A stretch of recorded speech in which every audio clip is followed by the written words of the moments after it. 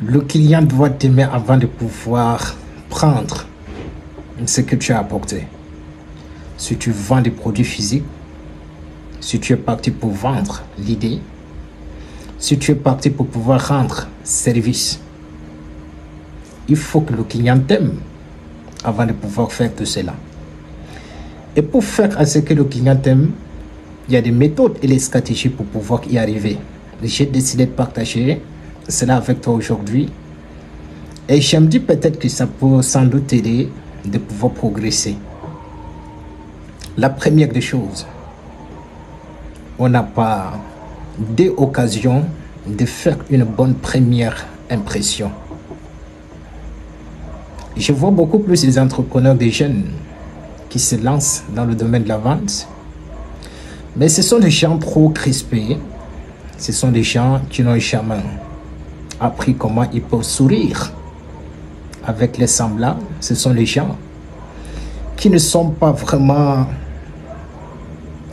gays, si je peux dire, dans un sens propre du terme, qui ne sont pas beaucoup plus dégagés.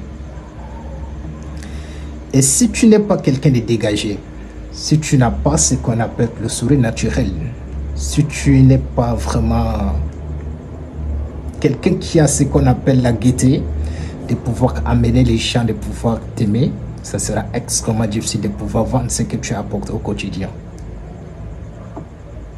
Pourquoi vous aimez toujours montrer aux gens que vous avez tout le problème du monde?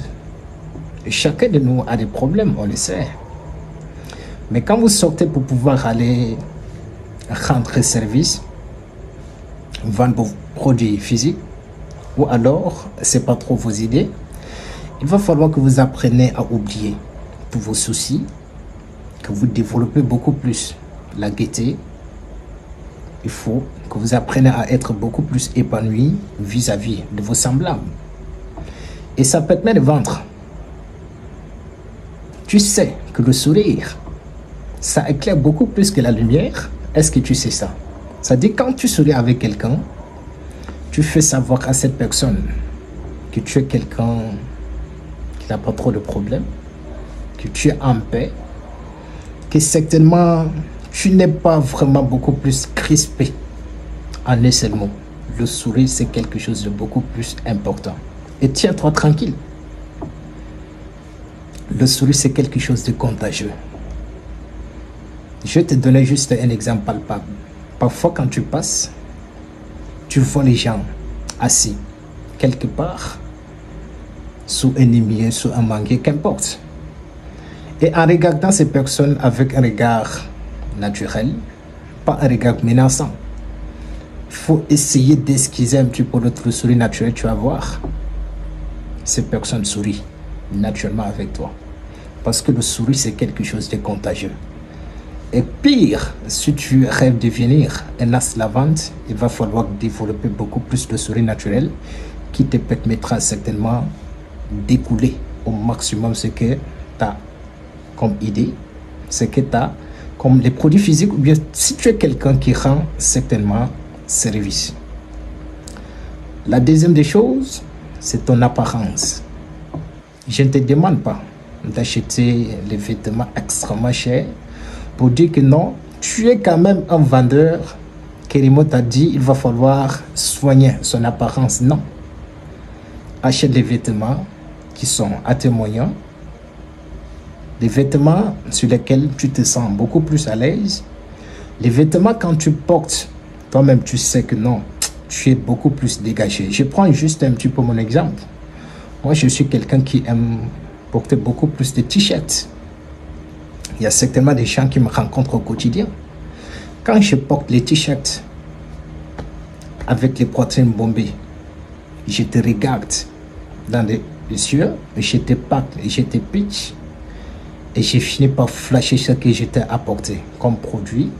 Et c'est extrêmement important de choisir le style vestimentaire qui te permet d'être beaucoup plus à l'aise pour pouvoir rencontrer tes semblables.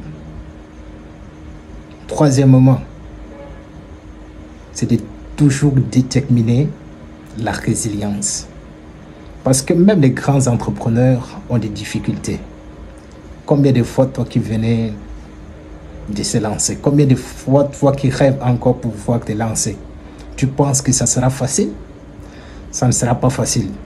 Mais si tu es quelqu'un de résilient, quelqu'un de déterminé, tu sais qu'il y a réellement un problème, que tu devrais apporter des solutions. Si ton pourquoi est beaucoup plus fort, quels que soient les challenges, les difficultés que tu vas rencontrer, tu vas finir par y arriver. Quand j'aurai l'amabilité de pouvoir vous faire des vidéos sur comment vous pouvez développer les techniques, les stratégies de fixer vos objectifs, on va entrer beaucoup plus en détail sur la gestion des temps et bien d'autres.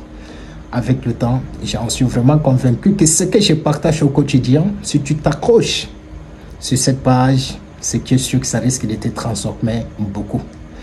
D'ici là, porte-toi bien, je vais m'arrêter à ce niveau et on se prend demain sur une nouvelle chronique.